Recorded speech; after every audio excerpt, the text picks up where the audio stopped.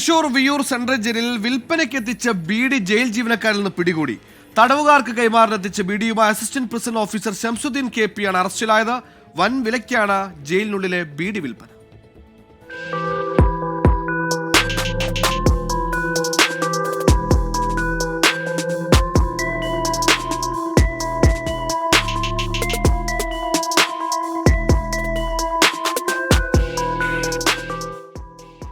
ജയിലിലെ മെസ്സിലടക്കം ജോലി ചെയ്യുന്ന തടവുകാർക്ക് കൈമാറുന്നതിനായി എത്തിച്ച ബീഡിക്കെട്ടുകളാണ് ജയിൽ സൂപ്രണ്ടിന്റെ നേതൃത്വത്തിലുള്ള സംഘം പിടികൂടിയത്.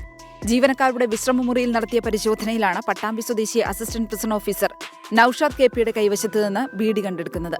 ഷംസുദ്ദീന്റെ ബാഗിൽ 2 പാക്കറ്റ് ബീഡിയും 5 പാക്കറ്റ് ബീഡി സോക്സിൽ പൊതിഞ്ഞ നിലയിലും 5 പാക്കറ്റ് ബീഡി കിടക്കയ്ക്കടിയിൽ ഒളിപ്പിച്ച നിലയിലുമായിരുന്നു. പിന്നീട് വിയൂർ പോലീസിന് കൈമാറിയ പ്രതി അറസ്റ്റ് ചെയ്തു. 20 ചെറിയ പാക്കറ്റ് ബീഡിക്ക് 4000 രൂപ വരെ ഈടാക്കിയിരുന്നുവെന്നാണ് തടവുകാർ ഉന്നത ഉദ്യോഗസ്ഥർക്ക് നൽകിയിരിക്കുന്ന മൊഴി. ജയിലിൽ ബീഡി നൽകുകയും പുറത്തുവച്ച് പണം തടവുകാരുടെ ബന്ധുക്കളിൽ നിന്ന് വാങ്ങുന്നതുമായിരുന്നു രീതി.